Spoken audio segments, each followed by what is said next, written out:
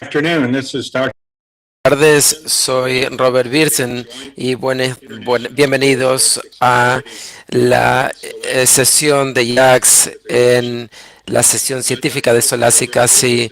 Alfredo Rodríguez nos invitó a presentar en esta sesión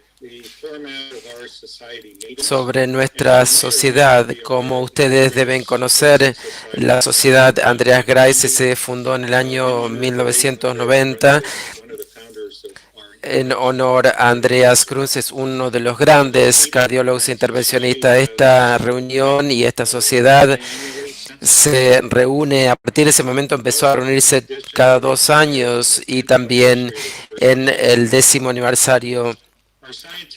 Nuestras sesiones científicas son conducidas por los mismos miembros y algo que los miembros tenemos en común es que practican técnicas intervencionistas y han ayudado, han aportado de distintas formas a las tecnologías, al desarrollo de tecnologías y el desarrollo de nuevos dispositivos y terapéuticas para la cardiología intervencionista, enfermedades cardiovasculares y medicina cardiovascular. Ahora le paso la palabra a nuestros comoderadores, a Cindy Grimes, que van a conducir esta sesión de 1 hora y media sobre temas que encontramos de manera frecuente como practicantes de cardiología intervencionista, y también hay soluciones imperfectas y controversias.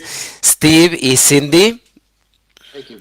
Muchas gracias, Bob. Es una enorme oportunidad y un enorme honor de participar de Solasi Casi en esta sesión. La sesión en sí, es decir, vamos a presentar un problema y después vamos a solicitar a los panelistas que aborden distintas soluciones. Cindy, me gustaría que presentes la sesión. Bueno, la primera sesión voy a presentar a los panelistas porque tenemos un grupo de expertos. Va a haber una breve presentación y después el tiempo lo vamos a dedicar para la discusión. Tenemos a Carlos Cafri en el panel, Ed Lid Guren, José Luis Lazarte, Gabriel Maluenda, Oscar Méndez, Gustavo Zamaja y Pablo Sutzbach. Y ha sido un honor, va a ser un honor presentar a nuestro primer presentador, que va a hablar de PCI, a ver cuáles lesiones y a quién. Y va a ser presentado por Marco Weinstein de Brasil. Marco.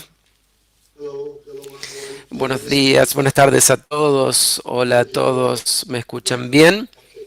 Perfecto, entonces empecemos. En primer lugar, quiero decir que estoy muy contento y valoro muchísimo esta invitación. Es un honor estar aquí compartiendo este panel con amigos, Alfredo, Cindy y el resto. La última vez que estuvimos juntos fue en Nueva Zelanda. Creo que en el futuro vamos a poder reunirnos nuevamente. Muy bien. Entonces quiero compartir ahora mi pantalla.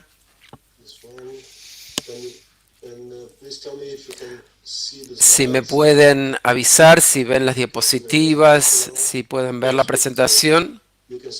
Perfecto. Entonces, bien, en los próximos 25 o 30 minutos voy a hablar de un tema muy controvertido y que lo encontramos en la práctica, siempre en nuestra práctica. Y esta noche no voy a mostrar un caso que tuve en estos días, pero voy a hablar de un tema que nos sucede todos los días, donde los pacientes vienen para un PCI y lo que quiero decir es que es un tema que nos compete todos los días.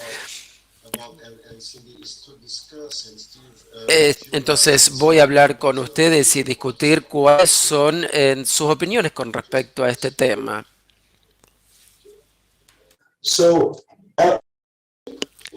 Creo que tenemos tres incertidumbres remanentes todavía y oportunidades, también diría, con respecto a TAVR. Una, válvulas bicúspides. El paciente de anoche era un paciente de válvula bicúspide y voy a hablar de la anatomía, ¿no? También para poder elegir los signos. Y bueno, hay muchos temas que están vinculados a esta primera condición.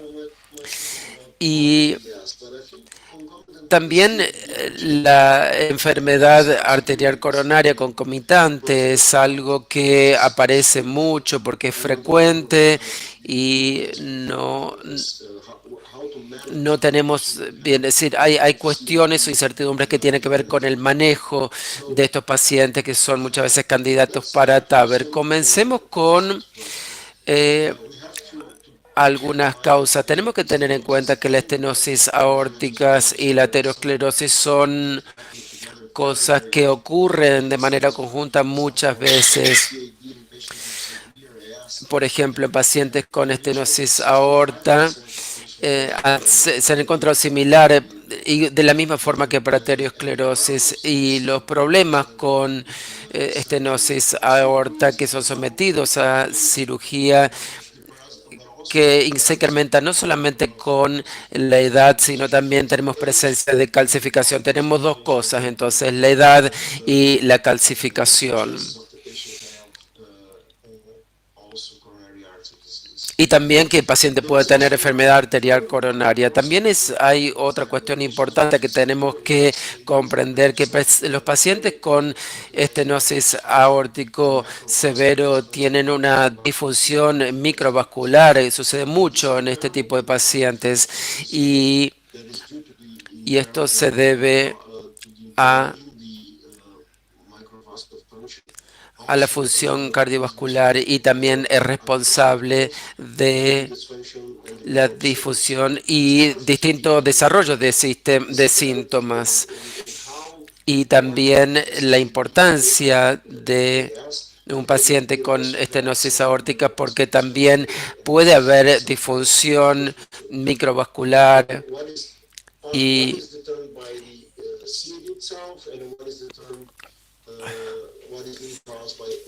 uno tenemos entonces que primero comprender por qué tratar enfermedad coronaria con SA. El PCI ha sido realizado, llevado a cabo de manera infrecuente en pacientes con SA severo y enfermedad arterial cardiovascular, a diferencia de SAVR y KBG. Sabemos muy bien, esto ha sido muy bien definido, que la combinación de cirugía, el reemplazo valvular quirúrgico y la cirugía cardiovascular incrementa la mortalidad hospitalaria si tenemos un 5% y vamos a tener KBG más ABR, vamos a tener un 10% de posibilidad de complicaciones. Esto estamos hablando de hospitalarias, complicaciones hospitalarias en pacientes con eh, estenosis aórticas. Aquellos pacientes que tienen enfermedad arterial crónica les va mucho mejor a aquellos que no tienen. Entonces, esto es lo que ocurre con la cirugía, es decir, si abordamos ambos, incrementa la mortalidad vascular, pero disminuye la mortalidad cuando el KBG se realiza de manera conjunta con el reemplazo valvular quirúrgico. También se sabe que para aquellos pacientes que cuando tenemos presencia de enfermedad arterial coronaria es frecuente y define también el pronóstico del paciente y también para pacientes que, pero eso no significa que tratar las lesiones o reparar las lesiones con PCI o angioplastía o mejorar el pronóstico como lo muestra aquí. No sabemos si exactamente ese es el caso. Aparentemente no lo es, probablemente debido a los problemas cardiovasculares. No sabemos exactamente cuál es la relación con con el score syntax o la complejidad de la anatomía en pacientes con TAVR. Cuanto más alto es el score syntax para pacientes sometidos a TAVR o cuanto más alto es la carga de la enfermedad cardiovascular, más alto es la mortalidad, pero otros análisis no reproducen los mismos datos. Entonces el impacto del score syntax en pacientes con enfermedad cardiovascular es algo que está muy bien documentado. Hay un metaanálisis, pero el metaanálisis de los mejores estudios no podemos confiar del todo en ellos. Tenemos un estudio de activación recientemente publicado y presentado en el PTR hace un par de años, con todos los ensayos randomizados y también algunos no randomizados observacionales.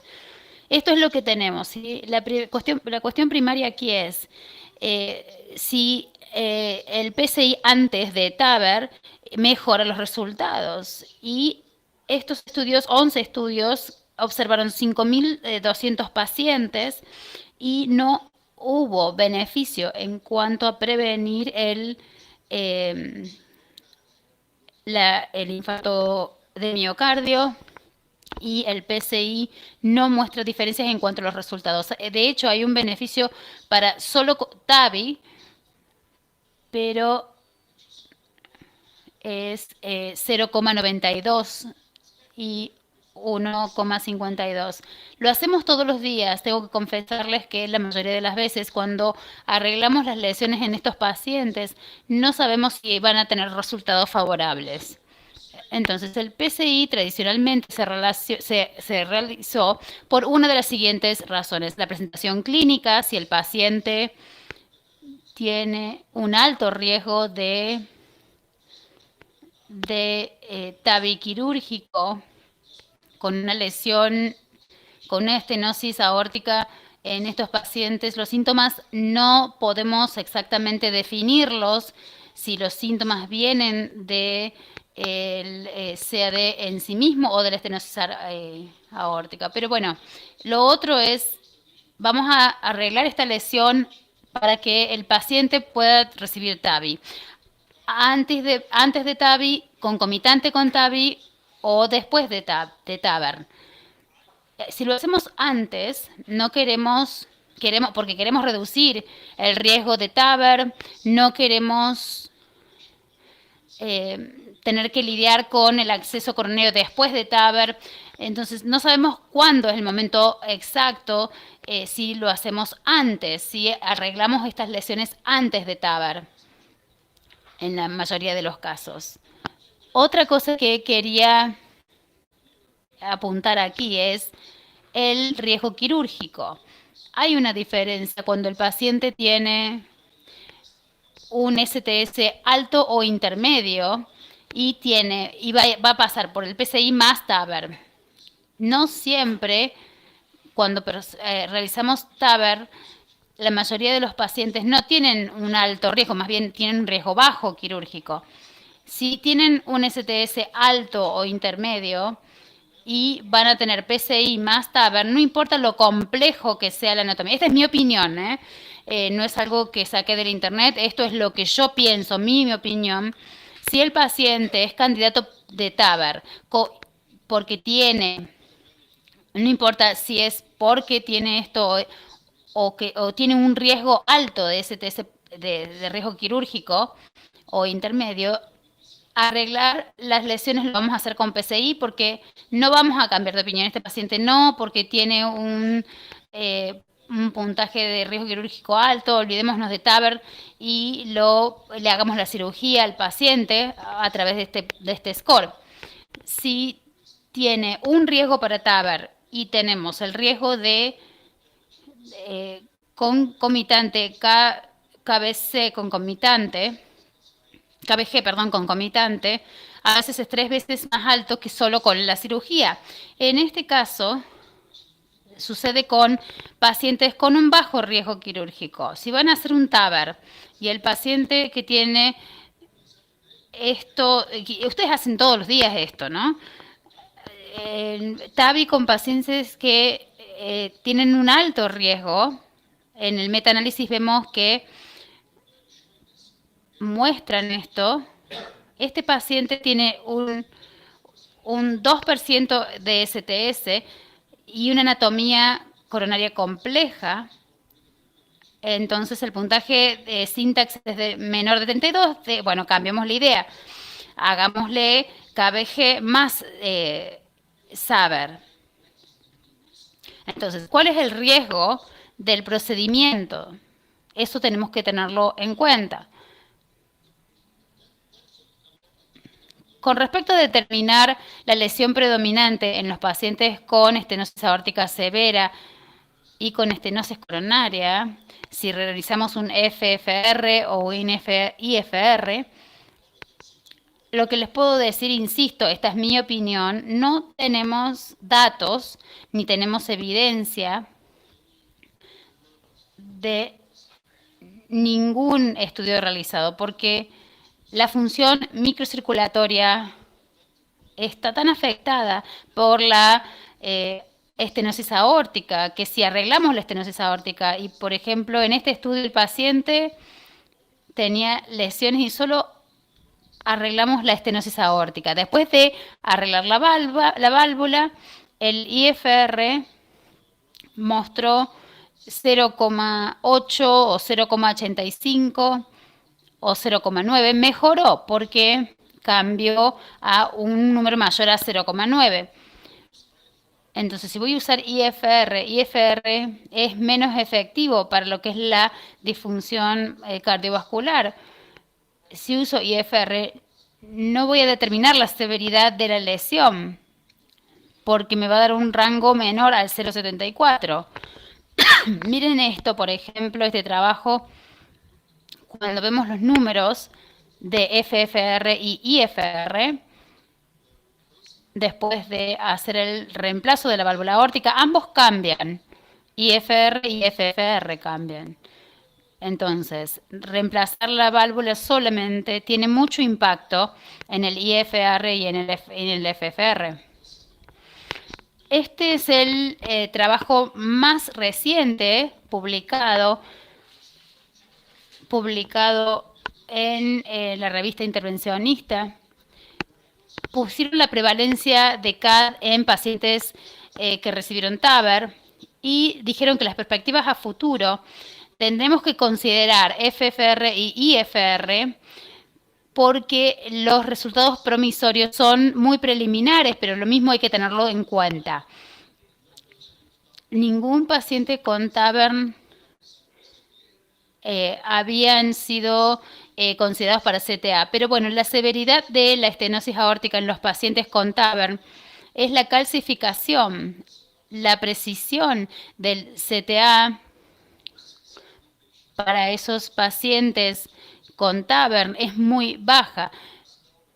Muy rara vez van a ver y van a poder decir, bueno, el CTA era completamente normal, no había calcificación y el paciente estaba listo para que le arreglemos las lesiones, reparemos sus lesiones. Y a veces la calcificación, el estudio de calcificación nos va a realmente decir cuál es la magnitud de las lesiones. Y finalmente el acceso coronario. Esta es quizás la principal razón por la cual arreglamos las lesiones antes de TAVR. Si lo hacemos después de TAVR vamos a tener muchísimos problemas para poder acceder coronariamente. Estas son las válvulas estándares, como el Sapiens 3, la válvula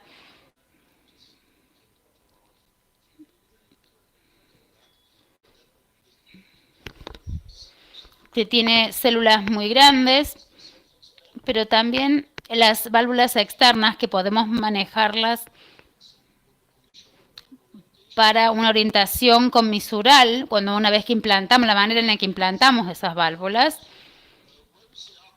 cuando decimos, bien, voy a arreglar esta lesión porque después no voy a tener acceso, esto no es 100% seguro. Sin embargo, muchos estudios muestran que los accesos no son los mismos y los pacientes van a desarrollar una enfermedad coronaria inestable después de TAVR y van a tener un periodo más largo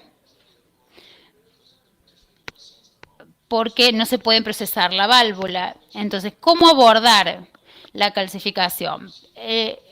Con CAD obstructivo. Si el paciente tiene un CAD obstructivo y la lesión es en un pequeño vaso, el CTO es complejo, con disfunción renal severa. Esto es lo más importante. No hay una enfermedad próxima significativa y entonces hay esa una lesión en la descendente coronaria izquierda, hay una evidencia de un alto volumen de isquemia. Entonces lo que hacemos hoy es PCI antes de TAVI.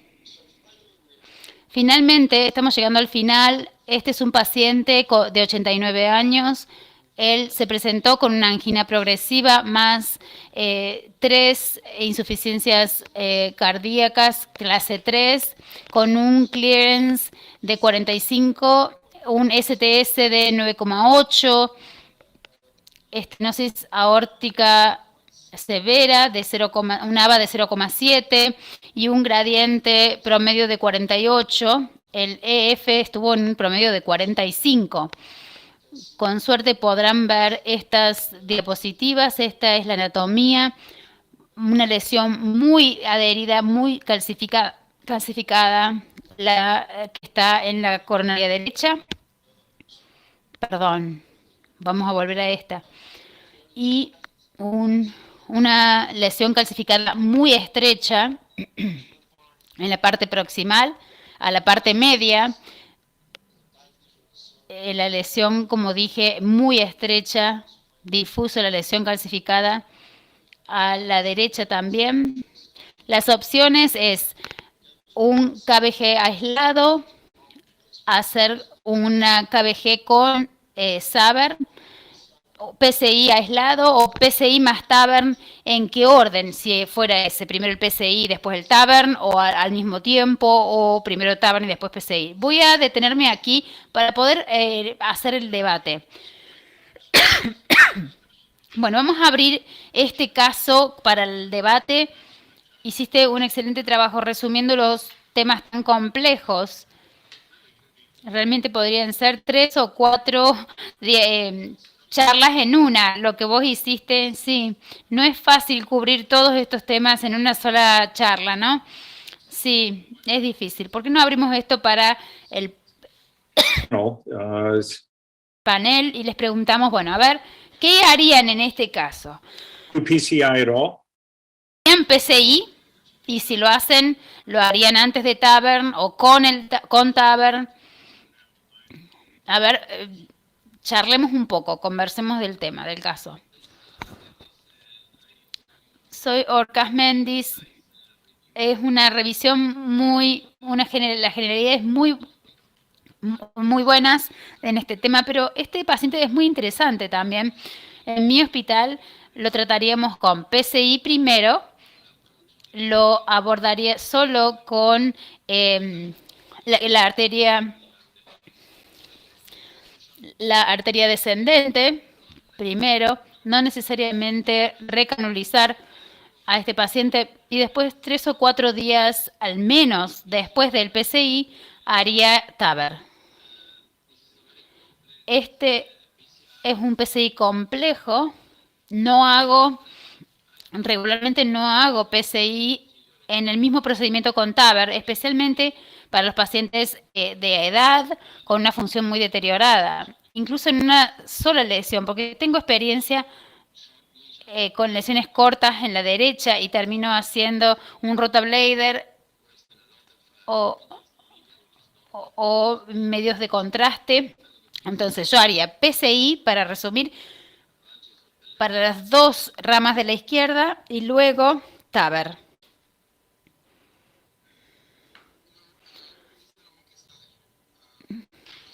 Soy Ramón, excelente presentación.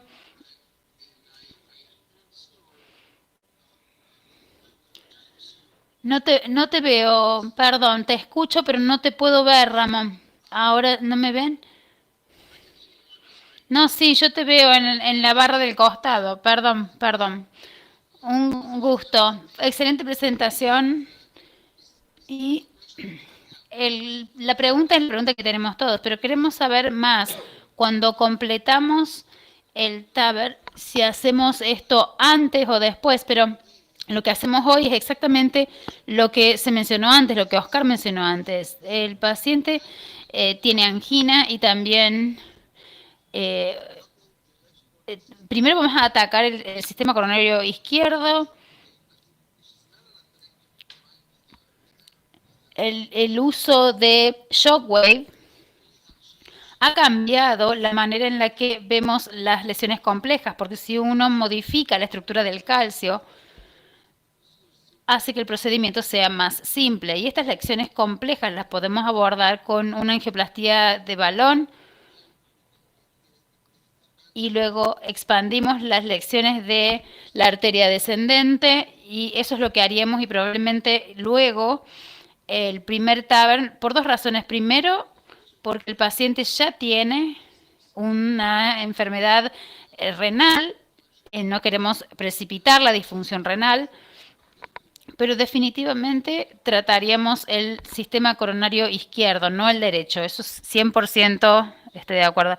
Bien, me alivio porque eso es lo que acaban de trabajar en el paciente y me dijeron que ya el paciente está bien, así que estoy aliviado de que eso haya pasado.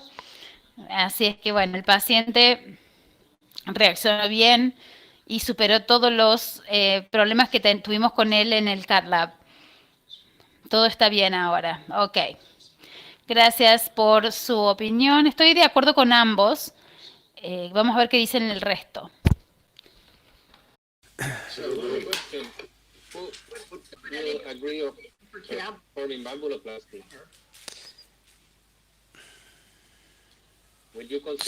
¿Considerarías hacer valvuloplastía en un paciente, en este paciente? ¿Me preguntas a mí o le estás haciendo la pregunta al panel? A los panelistas, porque si hay algo que hacemos.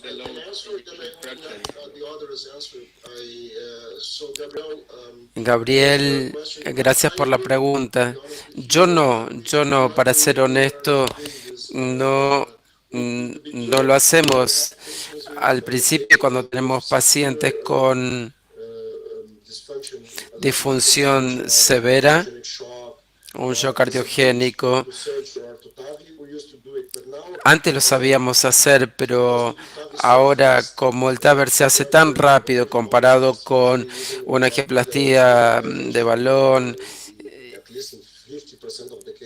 al menos el 50% de los casos es mucho más fácil implantar una válvula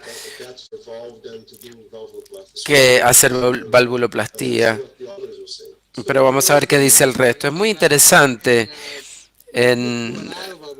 Antes hacíamos muchas valvuloplastía y hoy es más raro, pero en pacientes como, como este, la preocupación es si se va a incrementar la presión al ventrículo izquierdo.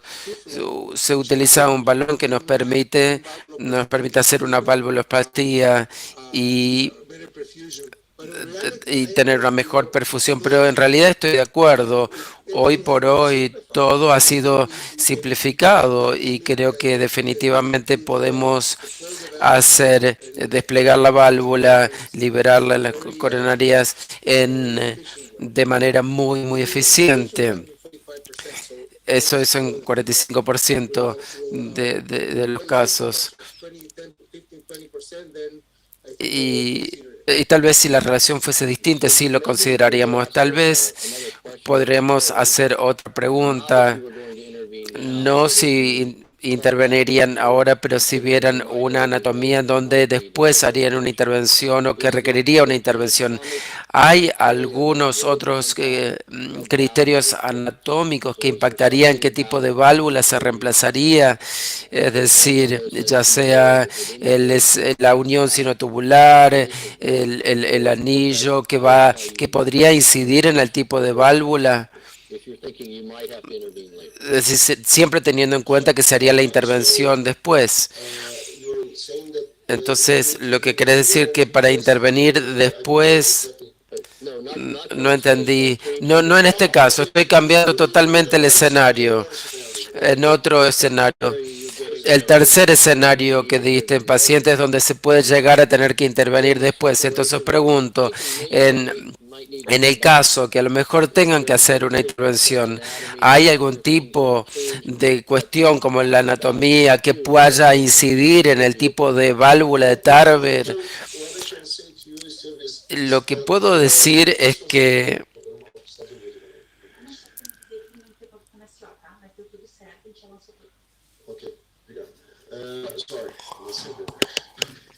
perdón, perdón.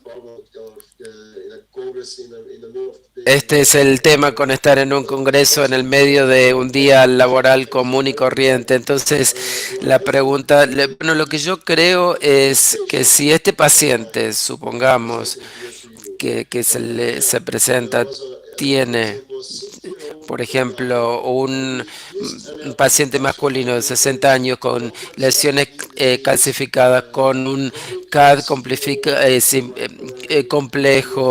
y tiene un STS de 1% o 2%, supongamos, y, tal vez en ese caso pararía y, bueno, diría a lo mejor, y no haría el reemplazo quirúrgico, pero bueno, este no es el caso para este paciente en particular. Bob, quisiera mostrar lo que hice, porque por cuestión de tiempo me parece que no voy a tener. Sí, nos quedan un par de minutos. Entonces, si me permiten, les muestro lo que hice. Correcto, mostrarnos lo que hiciste. Bueno, exactamente con Oscar, un gran amigo, siempre escucho sus sugerencias. Entonces, reparamos la circunfleja y luego con la arteria descendente lo que hicimos es una lesión muy difusa en la anterior arteria descendente. Para el rotoblade es muy bajo y aquí el umbral es más bajo y luego de proximal solamente la parte distal y luego unos días después el paciente fue sometido a TAVR. Aquí vemos el anillo de 45, 451, perdón, 450. Vemos el diámetro y con buen acceso. Me voy a apurar un poquitito. Aquí tenemos el cruce de la válvula posicionada. Creo que el diámetro era 26. No predilatamos porque no pensamos que estaba tan calcificado y no estaba tan constricta o estrecha la estenosis. Entonces, tampoco postdilatamos y este es el resultado final. Y Finalizando, esta es mi última diapositiva, son los puntos importantes. El impacto de enfermedad cardiovascular en TAVR, el receptor de TAVR sigue siendo controvertido y no hay datos, no existen datos definitivos acerca de la estrategia de revascularización más adecuada en estos pacientes. Con respecto a la tomografía, no estoy en total desacuerdo, no confío en tomografía, en el análisis, perdón, evaluación tomográfica y hemodinámico para guiar a la revascularización pre-TAVR, porque puede incrementar, es decir, esto puede incrementar en los próximos años, incluyendo aspectos. Es decir, la última parte es el manejo de los eventos coronarios que ocurren después de TAVR, que incluyen los accesos coronarios. Muchas gracias, Cindy, Steve y Marco, si pueden resumir brevemente, porque creo que estamos yendo a no hacer una revascularización completa, sino que vamos hacia una, es decir, arterias que son más responsables de isquemias más grandes, si es en el caso que se haga la intervención, por cierto. Y la otra cuestión es que intervenimos muchos previo a TAVR más que post TAVR y tiene que ver con el acceso principalmente. Tal vez esto no sea así, pero si los pacientes tienen un síndrome coronario agudo, entonces se trata de pacientes estables. Entonces, si podemos mejorar el dispositivo con los dispositivos TAVR, tal vez lo haríamos mucho post-TAVR. Creo que sería justo decir eso. Y si podríamos resumir con Steve y Cindy si están de acuerdo y cuál es, hacia dónde nos estamos direccionando, a ver qué pueden comentarnos. Creo que estoy de acuerdo con el resumen que se acaba de hacer. Me sorprende cómo FFR realmente no es tan preciso durante estos casos de estenosis y probablemente el IFR es una mejor opción y la línea basal incrementa con respecto es decir, la edad cambia, el flujo coronario y el FR a lo mejor no es tan preciso allí, pero estoy de acuerdo con todo lo que se ha dicho aquí. Creo que con la evaluación tomográfica, creo que en algunos casos es muy difícil determinar bien el escenario. Estoy de acuerdo con lo dicho y creo que necesitamos más investigaciones. Ya tenemos algunos estudios que se están realizando que nos van a dar mejor información en cuanto al tiempo de intervenir y exactamente cuánto, es decir, si se va a ver un beneficio en cuanto a la isquemia o no. Muchísimas gracias. Creo que ahora vamos a pasar al segundo tema.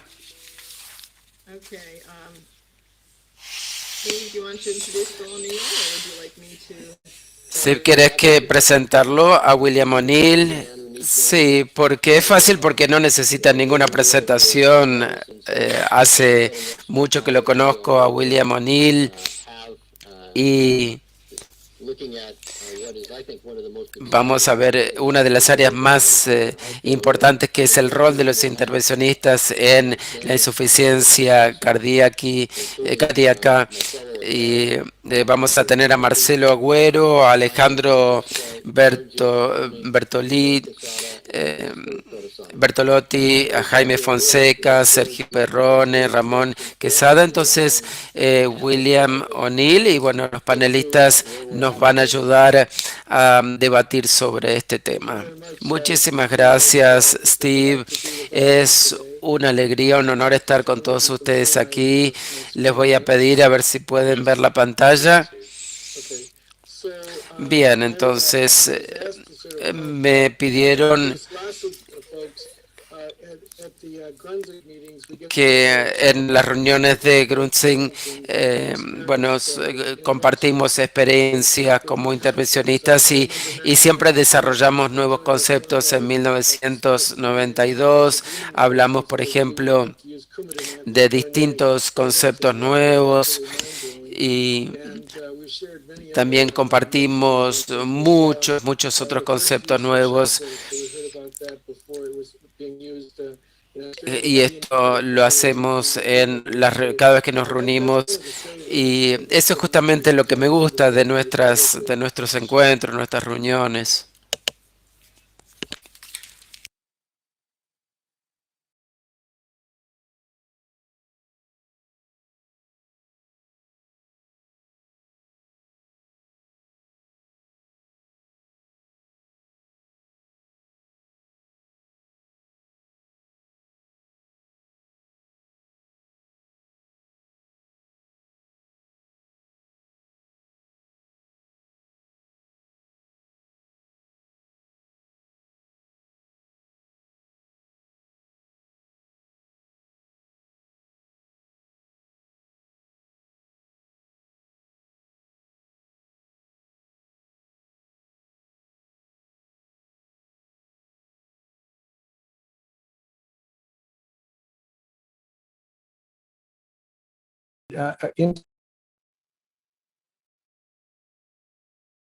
Ventricle doesn't eject.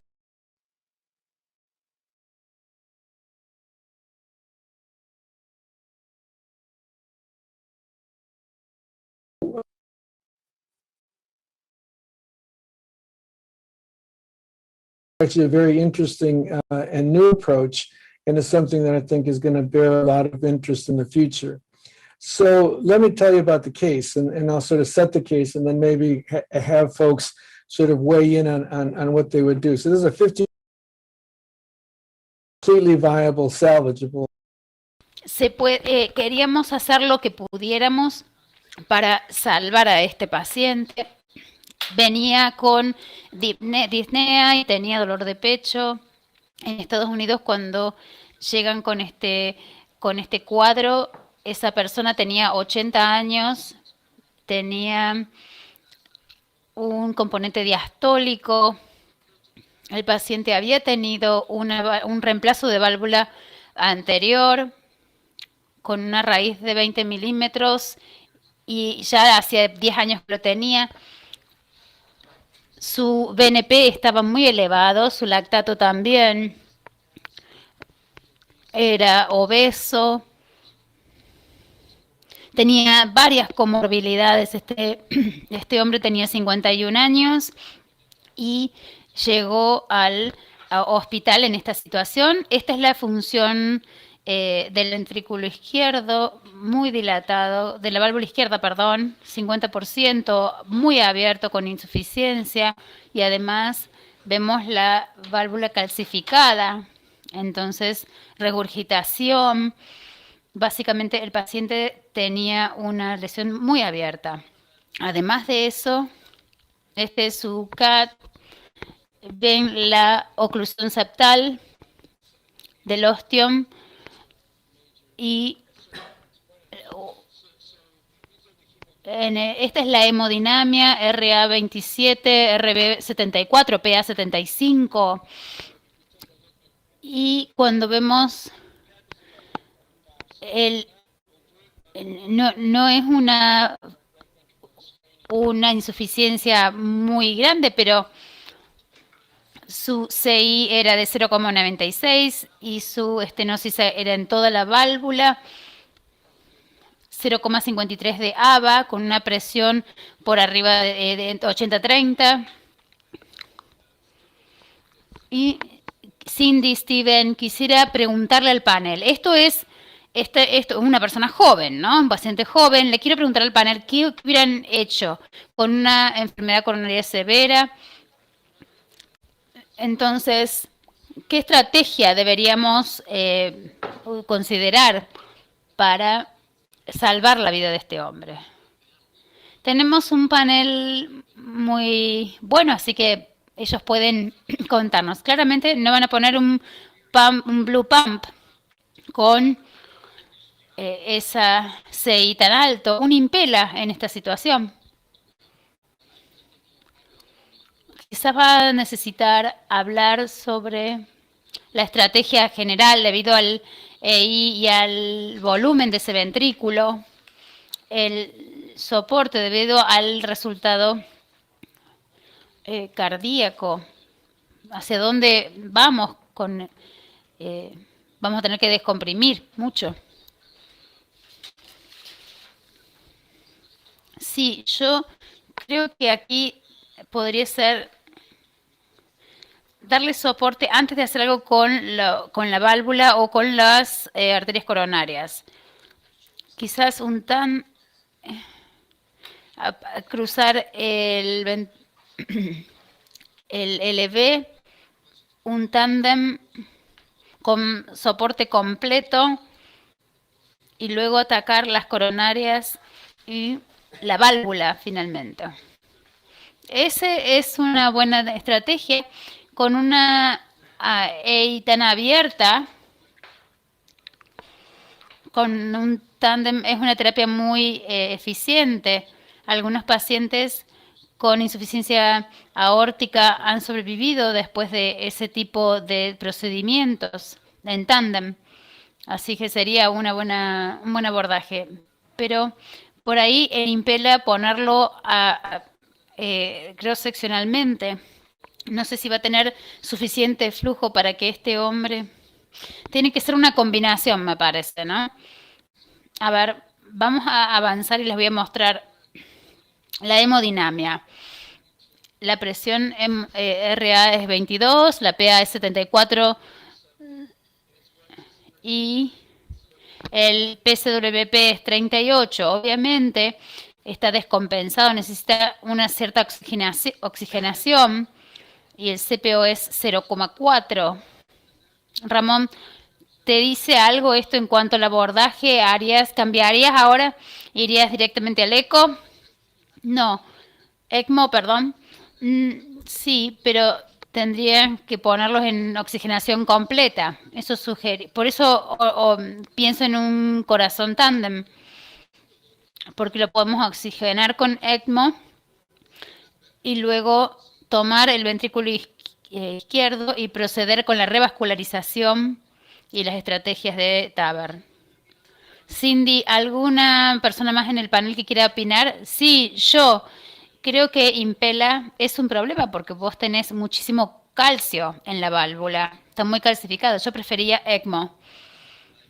Estabilizar el paciente durante un tiempo y luego decidir. Podemos decidir ahí recién qué hacer.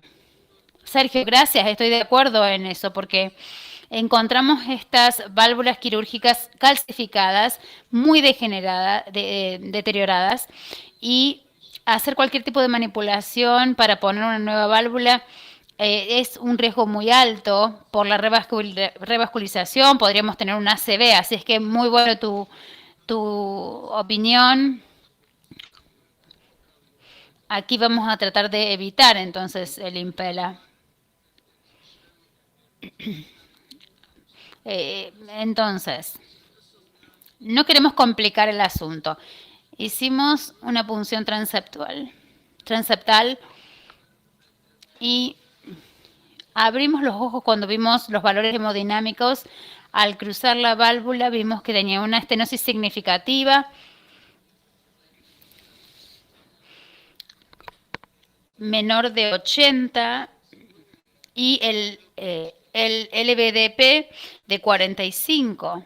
Hay poca probabilidad de que sobreviva si le ponemos una empala. El programa de TAVR no nos daban ninguna respuesta de si íbamos a tener éxito. Entonces le queríamos dar soporte y esperar un par de días para ver si mejoraba. Perdón.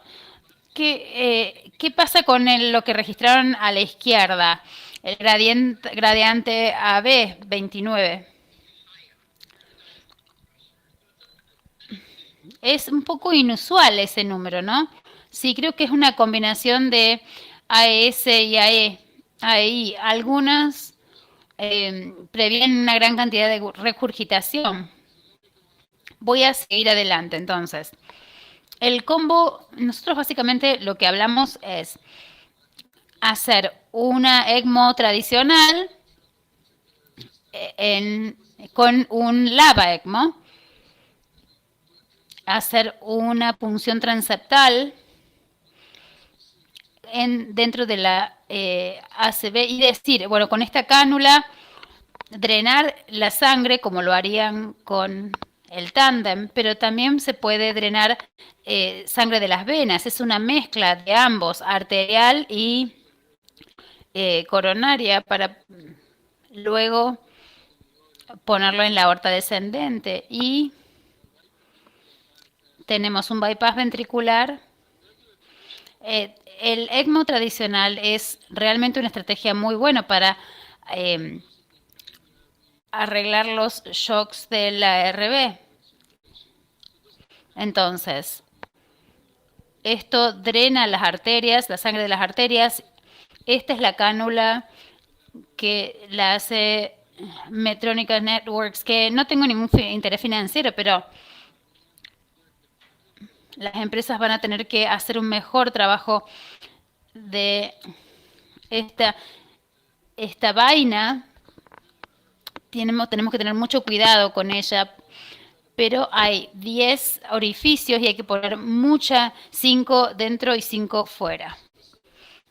Esta es la técnica. Pasamos un catéter dentro de la septostomía atrial y luego usamos la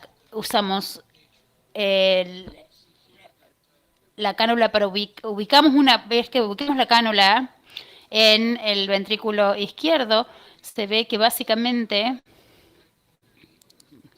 en la valva coronaria izquierda se configura de esta manera, se saca la sangre de ambas descendentes, derecha e izquierda, hacia la aorta descendente. Y esta es la frecuencia donde vemos cómo lo hicimos y hasta dónde llegamos. El LVEDP llegó a 16, la presión LA es de 13 y la V-Wave llegó a 20. La presión bajó a 30 y la PCWP es de 18. El resultado cardíaco mejoró a 0,4. Lo hicimos un día jueves a esto y lo observamos durante el fin de semana para ver cómo mejoraba.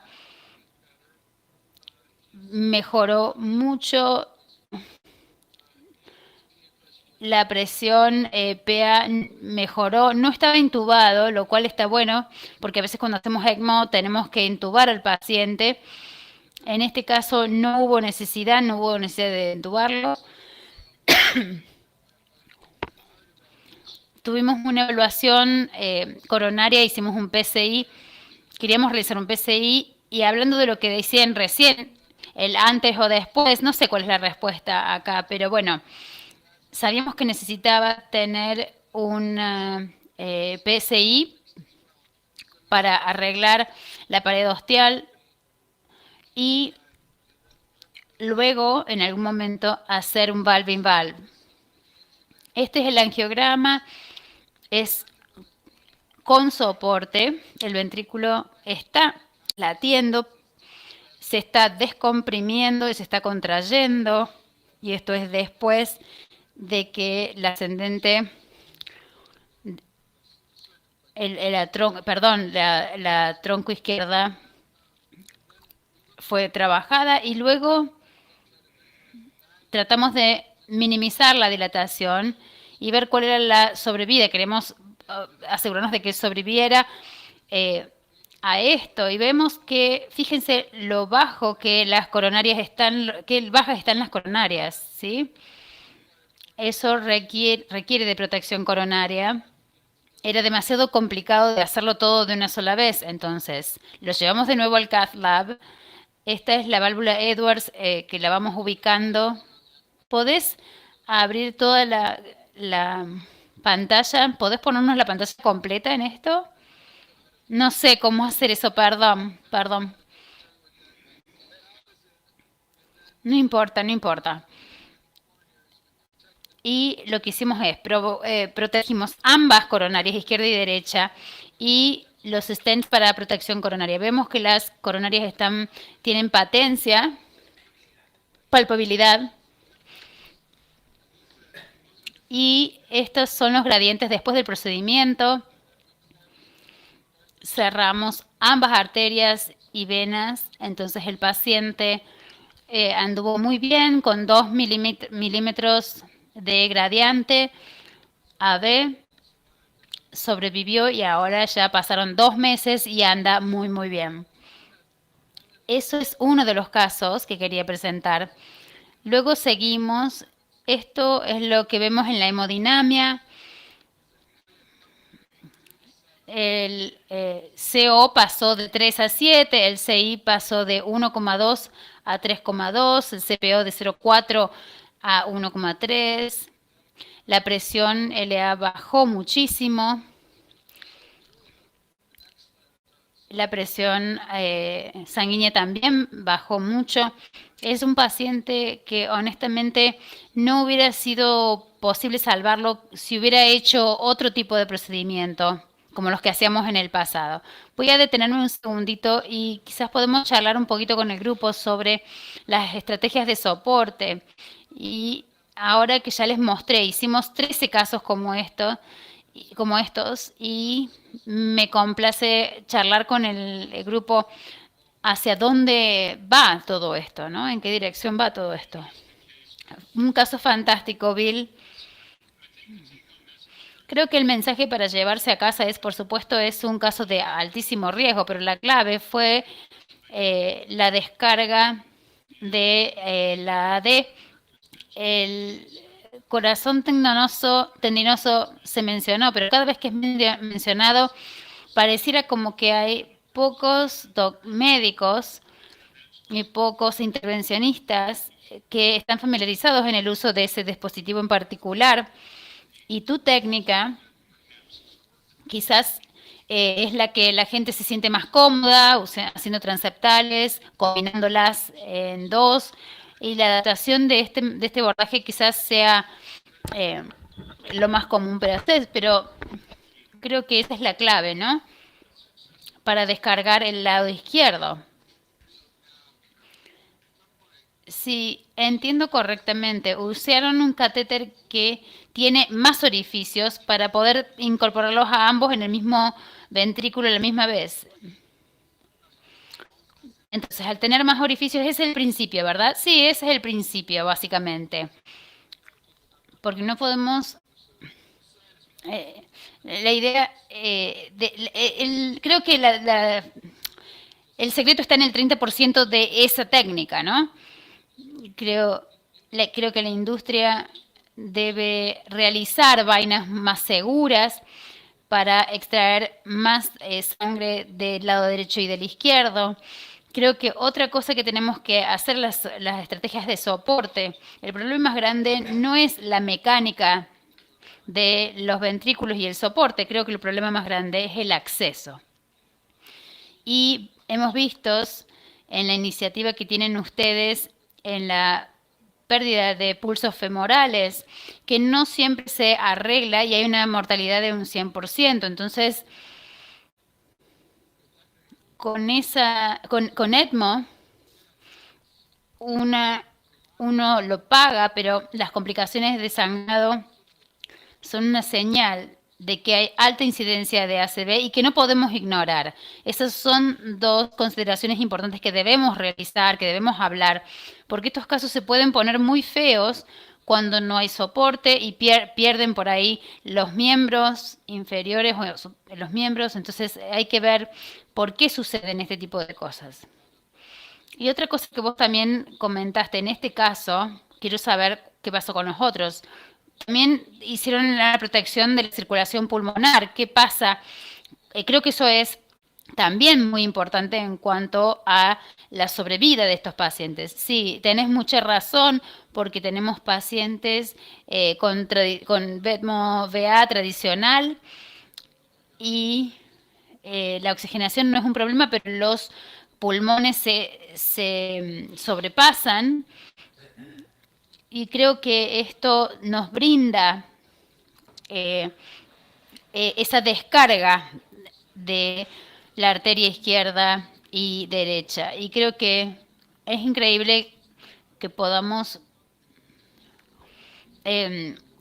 tratar a estas personas sin que sean ventiladas. Más de una semana sin intubarlos es increíble. Sí, las complicaciones de ventilación son generalmente un conductor muy importante. ¿Puedo hacer una pregunta?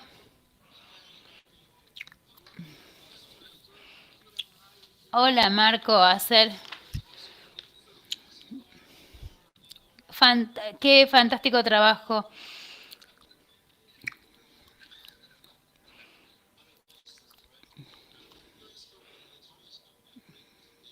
Una presentación muy linda la suya. Cuando te empecé a escuchar, pensé, bueno, qué leyenda que estamos escuchando. Mi pregunta es muy simple, al menos para mí. No tenemos en Brasil esta opción de descomprimir usando la cánula ECMO.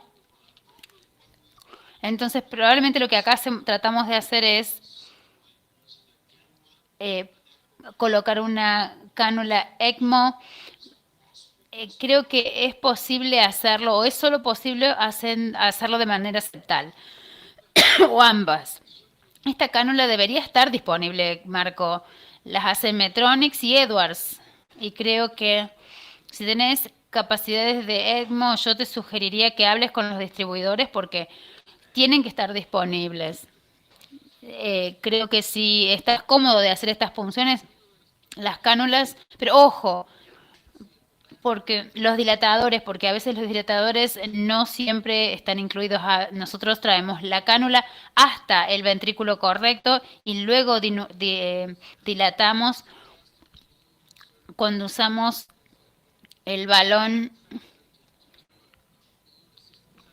Cuando hacemos un rastreo asistido por balón, tenemos que tener mucho cuidado, pero es lo más seguro.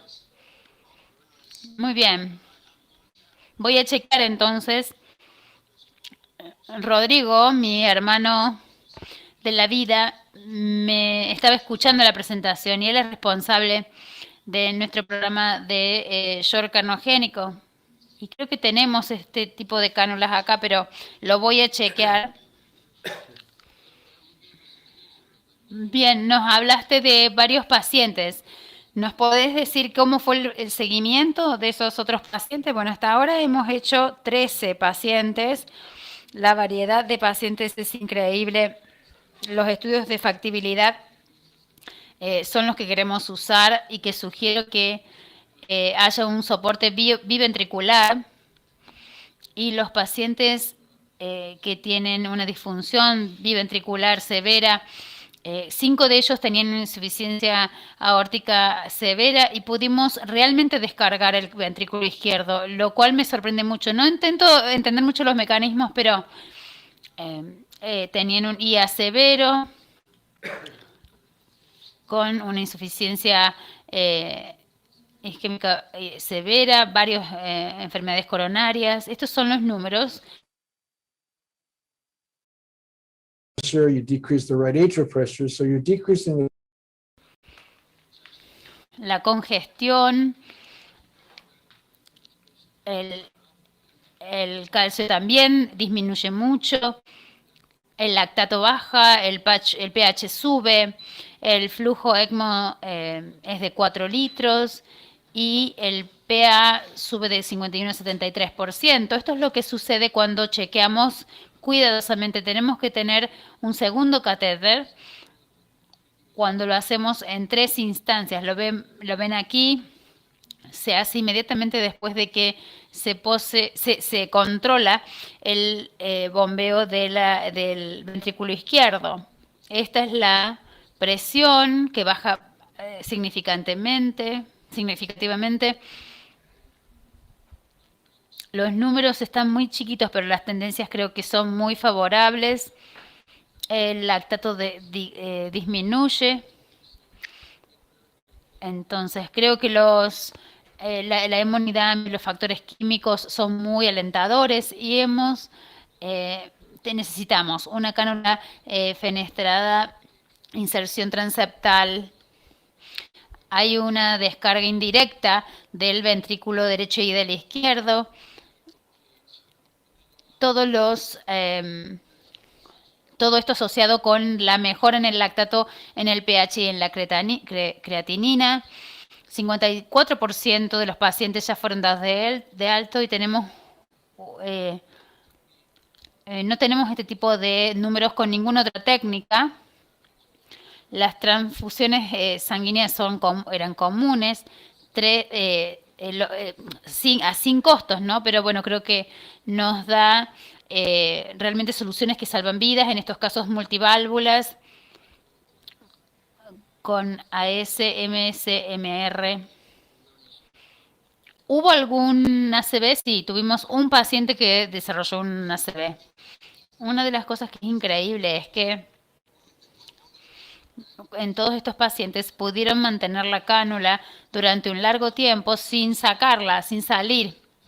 Uno de los problemas de abordar el ventrículo izquierdo, o en este caso ambos, es que no tenemos una estabilidad de la cánula. El paciente tiene que estar realmente en posición acostado, cubital, y si no la cánula se sale. La próxima vez te llama porque se le salió la cánula. Tenés razón.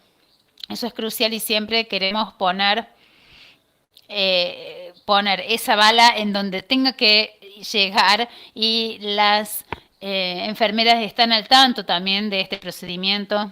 Pero bueno, tenés mucha razón, Ramón. Es por eso que la industria nos puede ayudar. Si ellos tomaran estos casos, podrían poner un andamiaje que sostenga esa cánula para que no se mueva y la estabilice una vez que se la posiciona donde debe estar.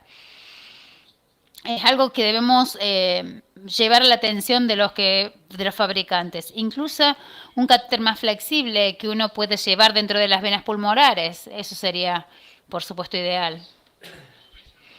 Siempre pensemos de manera innovadora. Así que, ¿viste algún caso de falta de oxigenación en sangre en el tronco superior?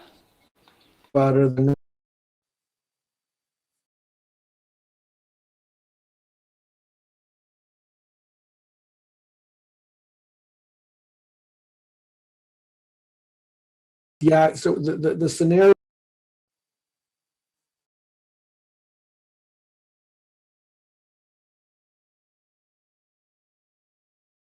getting pumped forward into the en la aorta descendente. Entonces, estos pacientes todos tienen una presión coronaria bien controlada, no tienen ni problemas intrínsecos pulmonares, probablemente se arterializan en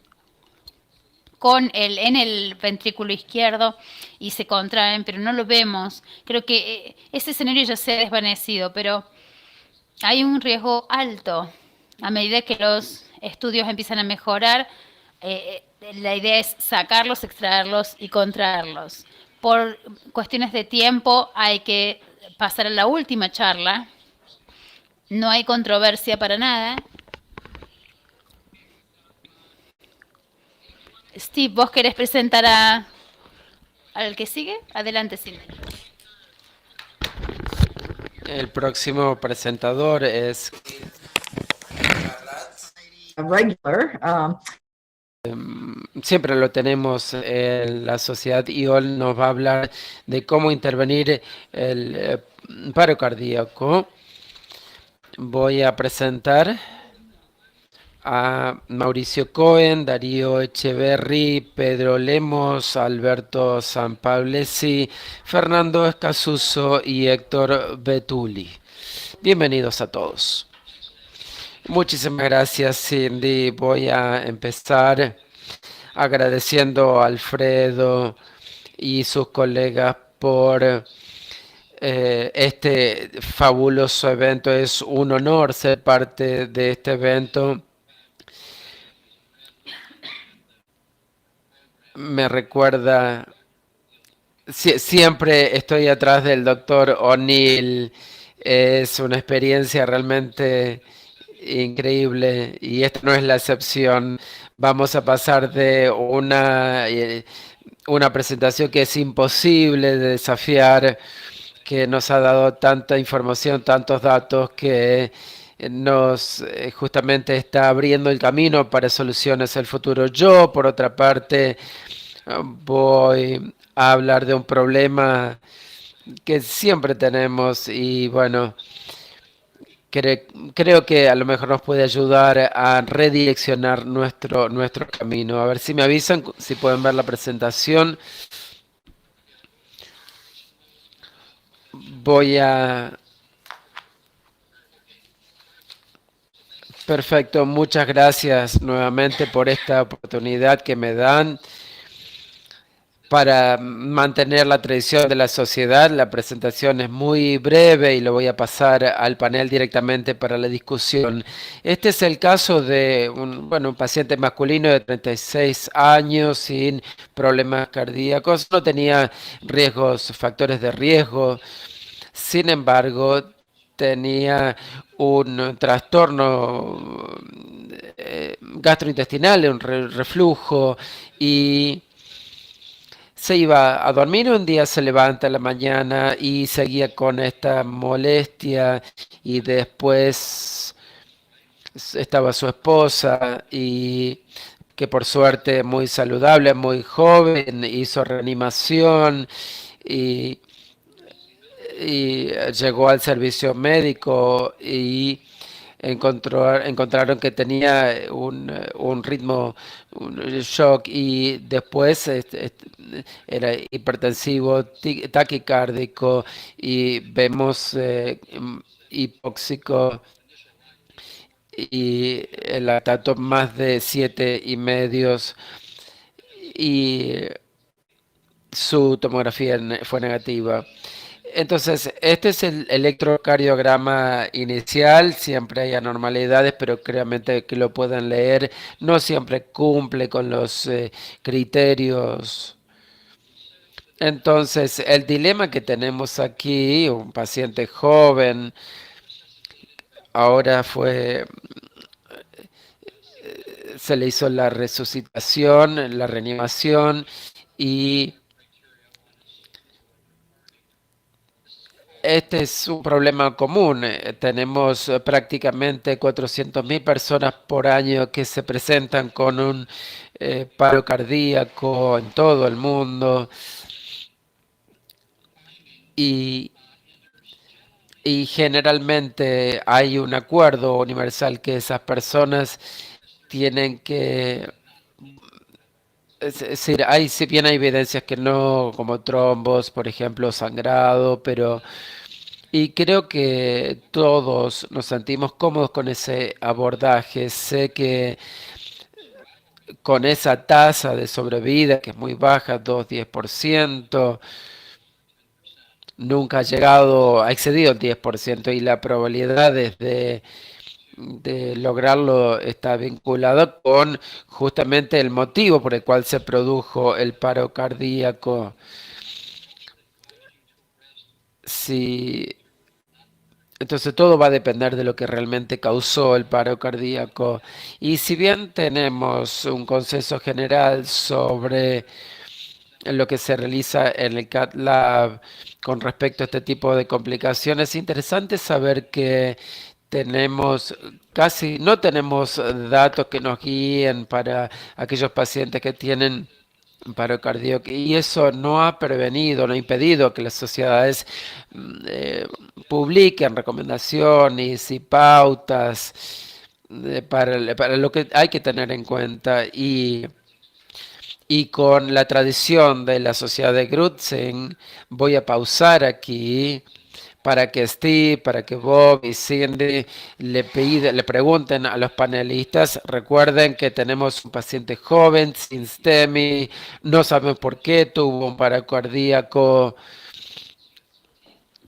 no podemos ver una complicación tomográfica, tenemos un panel espectacular y bueno, me gustaría saber cómo abordarían este paciente, a ver si nos dan sus opiniones en cómo tratarían al paciente.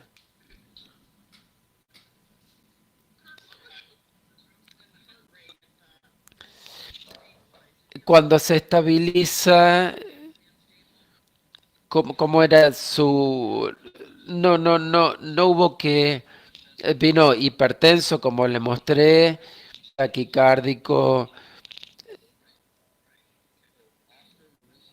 Oscar, Mauricio, ¿qué harían? ¿Cómo lo abordarían? Hola, Steve, muchas gracias. Es un placer estar con Solasi y la sociedad. Creo que no tenemos STEMI, por lo cual no es miocardio. En esta situación podemos pausar. El paciente tiene un ritmo, presión sanguínea, está intubado, entonces creo que se puede hacer un ultrasonido, un análisis de sangre y luego para poder ver qué es exactamente lo que está pasando.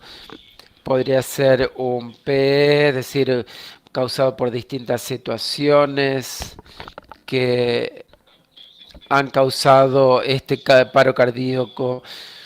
Entonces, creo que teniendo en cuenta esto, que es importante antes de llevar al paciente al cath lab, porque si no tenemos un poquito más de información, si es un paciente que tuvo el paro cardíaco, no tenemos información sobre comorbidad, por ejemplo.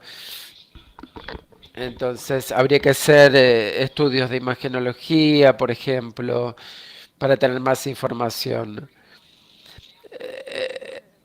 Es verdad lo que decís sobre el PI masivo que cause el paro cardíaco, pero creo que también que cada paciente que me ha tocado abordar que tiene un 10-15% después de paro cardíaco, independientemente de las arterias coronarias, es, y eso no me ayuda mucho, pero supongamos que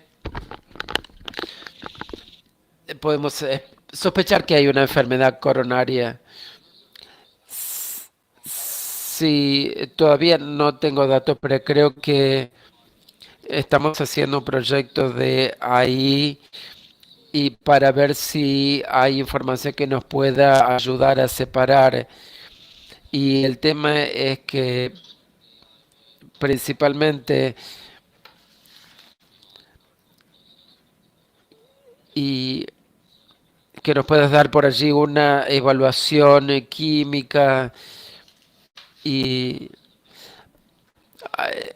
con este proyecto que estamos haciendo de inteligencia artificial. No sé si hay gente en el panel que quisiera dar su opinión.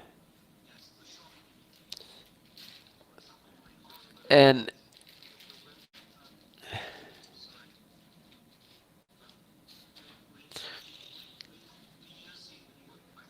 en mi hospital, en este caso, se espera 24 horas antes para poder evaluar, es decir, hacer un pronóstico neurológico, clínico, utilizar los distintos dispositivos de imagenología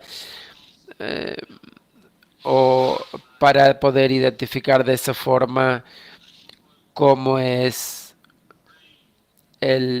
cómo está el cerebro residual, es decir, antes de decidir si se continúa con un procedimiento invasivo.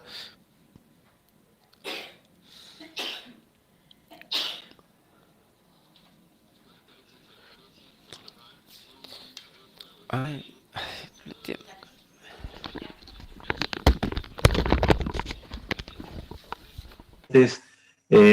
Por reanimado, ¿qué conducta deberíamos tomar? Creo que este es un paciente con un valor predictivo muy bajo para enfermedad coronaria, con lo cual concuerdo con Mauricio en que estando estabilizado yo recurriría a imágenes, probablemente ecografía y quizás tomografía, tratando de ubicar la causa etiológica de su muerte súbita, que probablemente no sea coronaria, en este caso, que es justamente los pacientes que no presentan cambios electrocardiográficos o que a veces son difíciles de discernir si realmente tienen enfermedad coronaria, pero la probabilidad de este paciente sin comorbilidades, sin antecedentes familiares, es muy baja como valor predictivo para enfermedad coronaria, por lo cual yo haría estudios complementarios antes de llevar al laboratorio de cateterismo.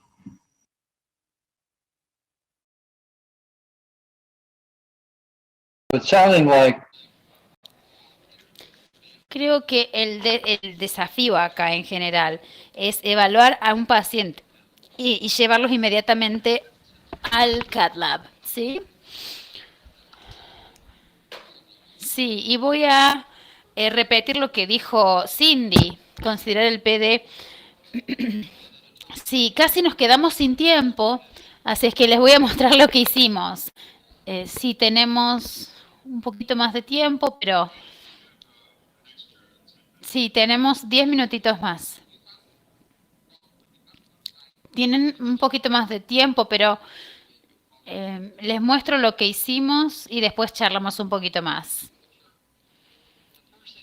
Lo primero que les voy a contar es cómo abordamos a estos pacientes. Hace 5 años había un puntaje de riesgo publicado por un equipo de París que predecía la probabilidad de sobrevida en una recuperación neurológica cuando se presentaban con un paro cardíaco, y el riesgo, este puntaje de riesgo se basaba en la edad, dónde habían tenido ese infarto, si hubieran tenido un ritmo choqueable o no choqueable, la cantidad de tiempo hasta que llegaron al soporte, y luego si el ROSC, el pH si era sanguíneo era bajo o alto, y la necesidad de epinefrina. Entonces, si el CPR se le había administrado de manera rápida o no. Entonces, él tenía un puntaje de riesgo intermedio. En nuestra población hemos podido validar los pacientes que iban a sobrevivir y aquellos que tenían por ahí un diagnóstico o una recuperación de bajo diagnóstico, con un riesgo, en el caso de él era 0,8 la posibilidad de sobrevida, pero eso no responde el tipo de terapia que vamos a realizar.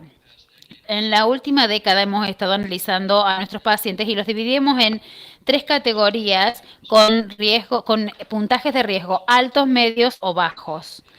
Y como pueden ver, cuando miramos los resultados estratificados por los puntajes de riesgo, ellos, si eran llevados o no al cath lab, no veíamos ningún beneficio de caterización para aquellos que estaban en el en los puntajes de alto riesgo. Ellos sí, los bajos riesgos, pero los que sí tenían una diferencia eran aquellos que tenían un alto puntaje de riesgo, si eran traídos directamente al cath lab.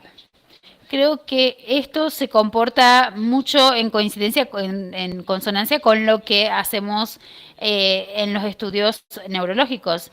Algunos estudios son favorables, pero muchísimos factores de riesgo, como escuchamos aquí en el panel.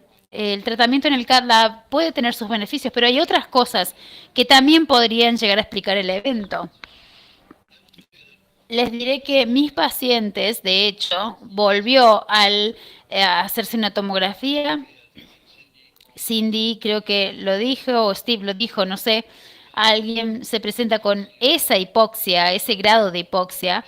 Es poco común que los pacientes que tienen una alta hipoxia tengan una tensión tan alta. Entonces, se le hizo la tomografía sin contraste y no se veía el PI. Entonces, ¿qué hacemos? Bueno, lo tuvimos que llevar a la cateterización. No porque teníamos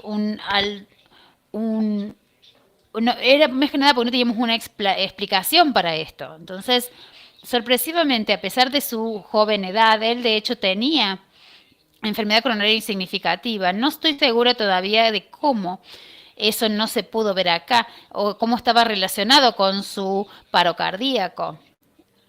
La verdad es que no traje el video porque no sabía si iba a funcionar, pero bueno, pueden ver que el flujo en el territorio de la arteria descendente está a 2/3 del vaso y se ve casi como un embolismo. Eventualmente llena el vaso de manera más lenta, más lentamente. Incluso podemos tener una mitral desfibrilación, pero en la arteria coronaria derecha tenía una enfermedad coronaria significativa, y lo cual habría por ahí provocado un trombo, podría incluso disparado el evento completamente. Entonces se puso un stent coronario distalmente, vemos que se pudo manejar de manera médica.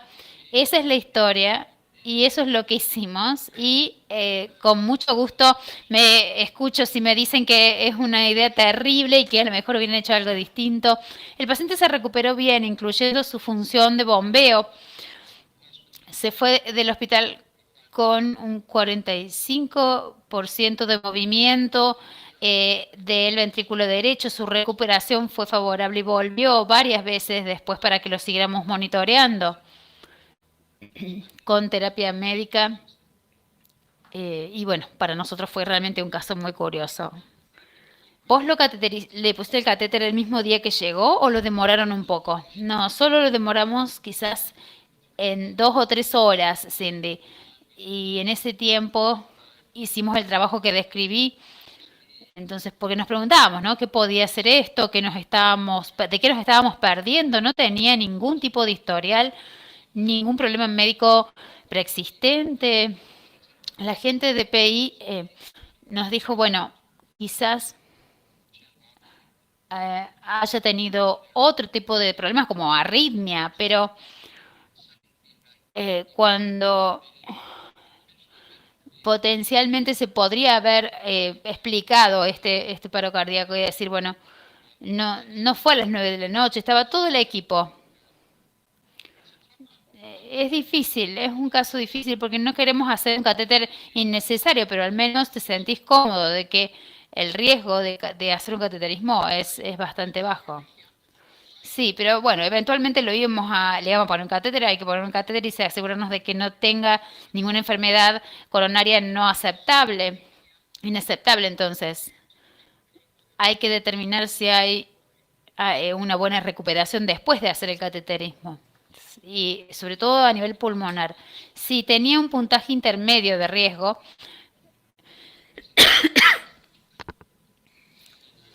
estoy de acuerdo. Creo que en ese momento, con la troponina en aumento, es quizás el estado dinámico es lo que deberían haber observado. A veces tenemos suficiente información de la tomografía, dependiendo del formato, ¿no? Hubiéramos hecho quizás lo mismo nosotros. Es un tema, pero suena como que en general tuvieron un buen pronóstico. El tema de que él tenía enfermedad coronaria puede haber impactado en la terapia. ¿Cambiará los resultados o no con CAT o no? Cindy, Mauricio tiene una pregunta. Sí, gracias. Tengo un par de preguntas. Uno, ¿por qué hicieron un TCP? Como dijiste, tenía mucho calcio en las arterias coronarias. Esa es una. Y segundo, ¿fuiste directo a la coronaria? ¿Pensaste en hacer el derecho? No, fue directo a las coronarias. Buen punto. ¿Por qué un catéter en la descendente derecha? Porque a veces podés ingresar a otras posibilidades. Yo generalmente me parece de utilidad hacer primero el derecho en un paciente que ha tenido anomalías, que ha estado inestable. pero creo que el paciente ya no estaba en shock. Entonces podía ser un sí o un no con el catéter derecho, pero lo hubiera hecho, pero no, no significa que hubiera funcionado. Este es un caso donde no tenemos una pregunta donde la respuesta no está bien o mal. Creo que mirándolo para atrás, no estoy seguro por qué no hicimos eso, pero él había estado en shock, entonces ese era uno de los cuestionamientos. En ese momento estaba hemodinámicamente estabilizado. Yo dije, él era hipertenso, pero no podríamos haber anticipado esos hallazgos. Queríamos simplemente resolver el problema. La pregunta con respecto a poner el catéter, había dos razones. Primero, a pesar de que era joven y tenía una buena función renal, no era el tiempo, no era el momento exacto, óptimo para hacer eso. No era hipotenso tampoco. El otro impedimento o consideración era la recuperación de su función neurológica.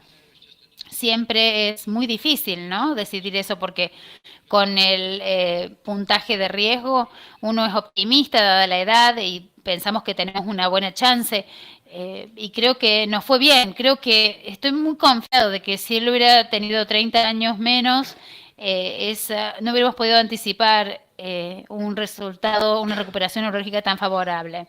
Lo interesante es de que Mauricio habló del calcio coronario. Básicamente a veces, cuando el embolismo pulmonar a veces no es uniforme y si ven calcio coronario y es diagnosticado de enfermedad coronaria, cuando hay gente joven a veces tenemos lesiones blandas que no muestran calcio acumulado y también en las mujeres no vas a ver ningún calcio coronario. Entonces, generalmente podemos descartar que pueda llegar a tener enfermedad isquémica.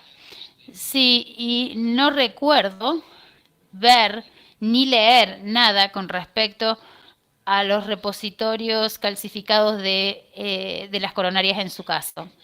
No, el tema es de que tenía 3 nódulos. No, el flujo era ¿hiciste la derecha o la izquierda?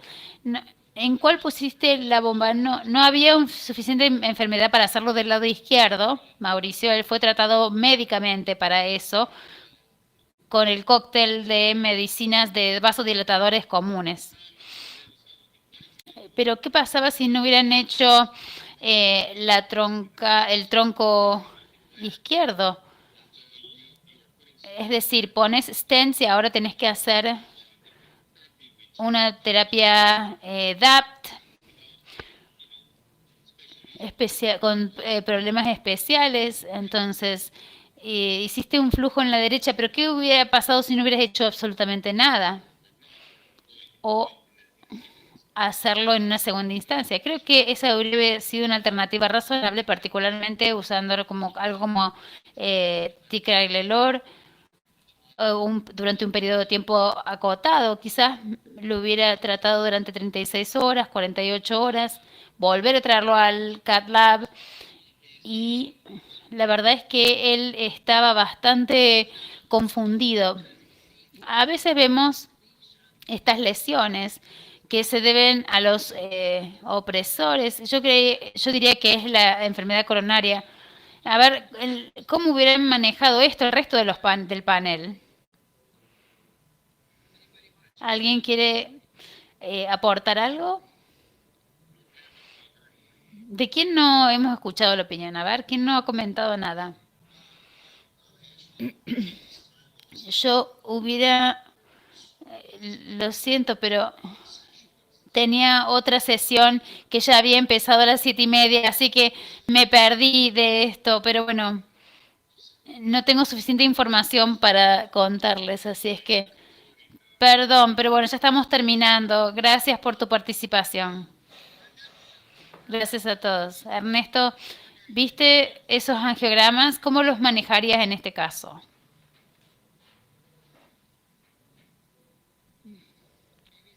Quizás ya se fue.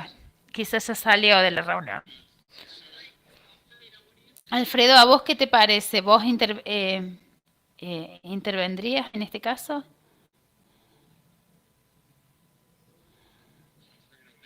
quizás Alfredo también tenía que bajarse. Para mí personalmente hubiera deferido una intervención, porque no era claro cuál era el culposo. Quizás una una ruptura de placa, pero no súper crítico, algo que se podía estabilizar en el tiempo. Probablemente hubiera esperado hacer un angiograma, algo prudente, y debatir si hacerlo el primer día o esperar un día o dos hasta su estabilización. Pero creo que hay mucha información valiosa que usar, por ejemplo, terapia guiada. Pero cuando veo estas lesiones y dadas las circunstancias, yo sé que había una recuperación neurológica. Se puede estabilizar esta anatomía de forma médica y no comprometer al paciente a hacer una terapia antiplaquetaria posterior. Cindy, acá estoy. Volví. Estaba muteada, pero estoy de acuerdo completamente con ambos. No entrevisté a esta persona. Yo lo miro, lo observo y espero, porque no se lo ve tan mal. Sí, es una lesión difusa. Sí, es difusa. Se puede esperar, pero cuando tenés lesiones tan largas, a menudo son significativas. Quizás hubiera hecho un IFR o IVUS para ver cómo abordar esa arteria coronaria. La lesión, Bob, ¿no te parece? Sí, bien, yo creo que ustedes están ejemplificando el espíritu de la sociedad de Andrea, pero han debatido, han hecho preguntas, ha sido una hermosa experiencia por todo eso. Es un gran caso para discutir, entonces creo que ya estamos cerrando nuestra transmisión, pero quería agradecerles a todos, especialmente a nuestros panelistas y por supuesto a Steven, a Cindy por moderar esta sesión y principalmente por agradecerle a Alfredo por invitarnos a hacer esto, por darnos tan valiosa opinión, no solo con un honor realmente sugerir los disertantes, los panelistas, sugerir los temas, es todo Alfredo, eso es todo de él, es todo su mérito, así que por eso te quiero agradecer. Bob, Stephen, Kirk, Cindy, ustedes se lo merecen y Gary ahora está en África, él se merece también todo. Muchas gracias a todos, muchísimas gracias. Bien, de nada, y con eso nos despedimos. Adiós. Bye bye, friends. Chao.